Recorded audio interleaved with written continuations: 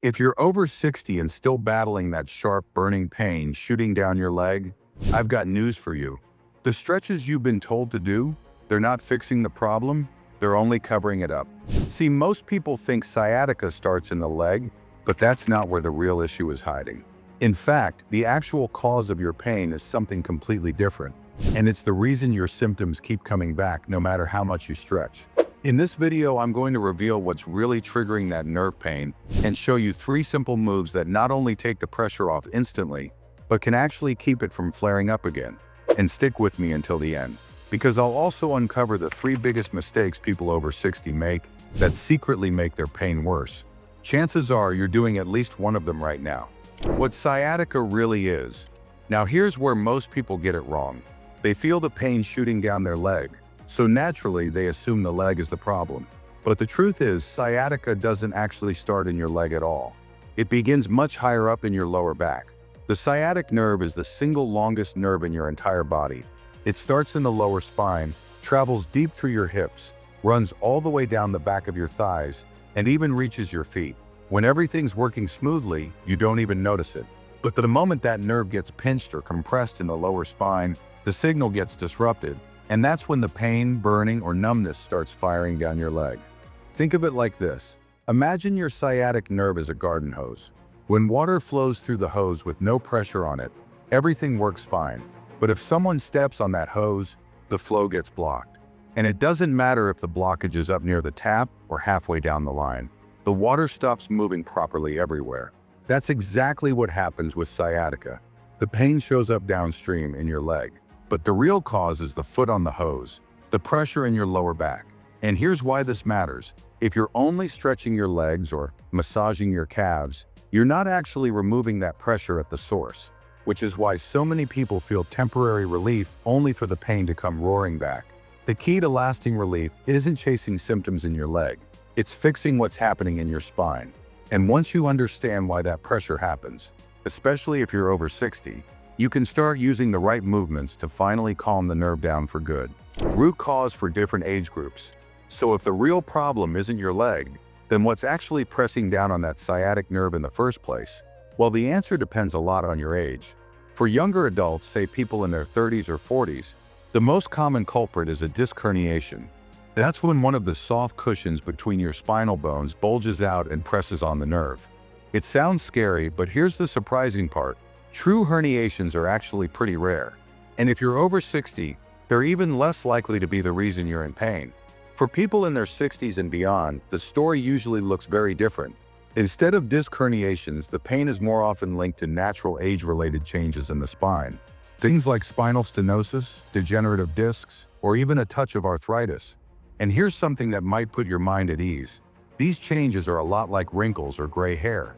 They're a normal part of aging, and not everyone who has them experiences pain. But for some people, the changes slowly narrow the spaces in the spine where the nerves exit. And when those spaces get too tight, the sciatic nerve starts to feel the squeeze. That's when the burning, tingling, or even numbness begins creeping into one or both legs. Sometimes the pain shows up with standing or walking, sometimes with sitting too long, but either way, it all traces back to the pressure in your lower spine. So here's the big takeaway. If you're under 50, it's usually a disc issue. If you're over 60, it's far more likely to be spinal stenosis, degeneration, or arthritis. And knowing which category you fall into changes everything about how you should treat your pain. Because the right exercise for a 35-year-old with a disc herniation might do nothing, or even make things worse for someone in their 70s with spinal stenosis. That's why in the next section, I'll show you the very first position that people over 60 can use for instant relief. It works because it takes direct pressure off the nerve, no matter how long you've been dealing with that pain. First exercise, quick relief position. All right, now that you understand the real cause of sciatica after 60, let's jump into the very first exercise you can use for quick relief. This one's so simple you can do it today, and many people feel the difference within just a few minutes. Here's what to do. Lie down on a comfortable surface, your bed or the floor, whatever feels best. Place a small pillow under your head if you'd like extra support. Now put your feet up on a chair, a couch edge, or even a stool, so your knees are bent and resting above your stomach. If you look at your body from the side, you should look almost like the letter Z. Once you're in position, just relax. Let your lower back flatten naturally into the surface. Allow your legs to feel heavy like they're sinking into the chair. Take a few deep breaths and let your spine settle. You might notice something surprising. That sharp, nerve-like pain in your legs starts to ease. Sometimes it feels lighter, sometimes it pulls back up toward your hips. That's a good sign the pressure on the nerve is releasing. Stay here as long as you need, 5 minutes, 10 minutes, even 20 if it feels good. And here's a bonus tip. Placing a warm heat pack on your lower back while you rest in this position can make the relief even stronger. Why does this work so well? Because instead of stretching the leg, this position goes straight to the source, your lumbar spine. It gently opens up space around the sciatic nerve, taking pressure off. And for people over 60, there's another hidden benefit. With your legs elevated, your circulation improves, which can help with swelling in the lower legs. This is your go-to reset position whenever sciatica flares up. Use it multiple times a day if you need to. It's safe, it's simple, and it can give you back control over that nerve pain. But here's the thing, while this position gives you relief, it's only the beginning. To get longer-lasting results, you'll want to move into specific motions that actually create space in your lower spine. And that brings us to exercise number 2. Second exercise, flexion movements. Now that you've found a quick relief position, let's move on to something even more powerful. Actually creating space in your lower spine so the nerve isn't getting squeezed in the first place. This exercise is all about lumbar flexion, or in simple terms, bending forward. And here's why it matters. When you bend forward, the joints in your lower back naturally open up, giving the sciatic nerve more room to breathe. But before we start, a quick safety note. If you've suddenly developed new numbness in your groin, can't control your bladder, or are noticing strange changes with your bowels, don't try this at home. Those can be signs of a rare but serious condition, and you'll want to get checked right away. Okay, now let's get into the exercise. Sit comfortably on a chair, with your feet a little wider than shoulder width. Place your hands on your thighs or knees, wherever they land naturally. From here, slowly slide your hands down your legs as you lean forward through your hips and lower back. Go only as far as feels comfortable. Once you reach the bottom, pause for about 5 seconds. Take one deep breath in, one deep breath out, then slowly return to the starting position. That's 1 repetition. Aim for about 10 of these in a row. Here's what you'll notice. If this exercise is right for you, the burning or tingling in your legs should begin to centralize, meaning the pain moves upward toward your hips or back. That's actually a very good sign because it means the nerve is calming down at the root. If your pain shoots further down your leg or gets worse, stop. It just means this isn't the right move for your body. But if it helps, do it several times throughout the day, especially before and after walks, to keep that nerve happy. And if you want to take it a step further, here are 2 bonus variations. Knees to chest. Lie on your back, gently pull both knees toward your chest, and hold for 20 seconds. Repeat 3 times. Child's pose. From a kneeling position, sit your hips back toward your heels. Reach your arms forward, and relax into the stretch. Hold 20 to 30 seconds. Repeat 3 times. Each of these flexion movements does the same thing. Opens the spine, takes pressure off the nerve, and helps the pain fade back upward where it belongs. Now, relief is great, but here's the problem. If you don't stabilize your lower spine, that pressure can come right back. Which is why exercise number 3 is all about strengthening your core so the relief actually lasts. Third exercise, strengthening core. So far, you've learned how to take pressure off the nerve and open up space in your spine. But here's the catch. If your lower back isn't supported by strong core muscles, that pressure can sneak right back. That's where exercise number 3 comes in. This one is all about stability, strengthening your core so your spine stays protected and the relief actually lasts. Here's how to do it. Lie flat on your back with your knees bent and your feet resting comfortably on the floor or bed. Place your hands lightly on your thighs. Now take a deep breath in, and as you breathe out, gently tighten your abdominal muscles, almost like you're pulling your belly button down toward the ground. As you do this, your lower back will flatten slightly against the surface. This tiny movement is called a pelvic tilt, and even by itself, it can reduce pressure and ease pain. From here, let's add a bit more strength. Take another breath in, and as you exhale, slowly lift your shoulder blades off the ground, curling upward with your core muscles.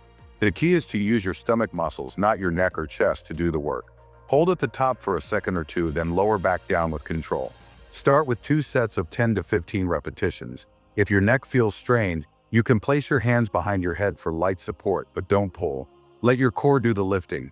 And if the full curl-up feels too difficult at first, just do a partial version, lifting your head and shoulders only an inch or two. Even that will start to activate the right muscles.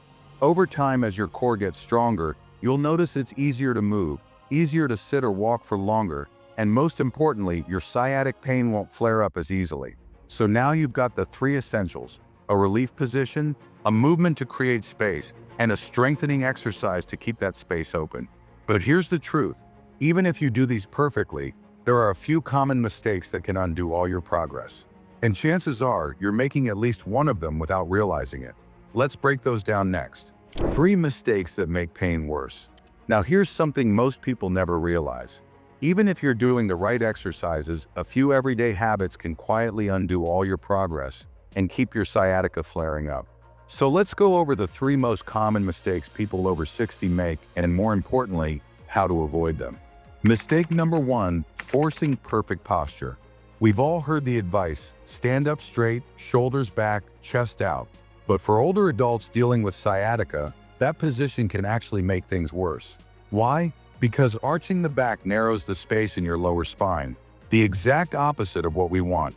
Instead, allow your lower back to stay relaxed and natural. You don't want to hunch completely, but you also don't need to hold a stiff military posture all day. Even something as simple as sitting in a recliner instead of a hardback chair can give your spine the space it needs. Mistake number 2, overdoing it with walking. Now don't get me wrong, walking can be healthy, but here's the catch. Walking is what we call an extension-based activity. That means every step subtly arches your back, which can irritate the sciatic nerve if you have spinal stenosis. If you notice your pain worsening after just 10 minutes of walking, it's not your imagination. The fix? Break up your walks with sitting stretches, or switch to a stationary bike or a small pedal exerciser you can use right on the couch. That way you stay active without aggravating the nerve. Mistake number 3, avoiding mobility aids. I see this all the time. People resist using a cane, walker, or even leaning on a shopping cart because they don't want to look old. But here's the truth. These tools aren't a sign of weakness. They're a way to take pressure off your spine so the nerve can calm down. Using a 4-wheel walker with a built-in seat, for example, lets you walk further, rest when you need to, and even perform your sitting stretches on the spot. It's not giving up, it's giving your body the support it needs to heal.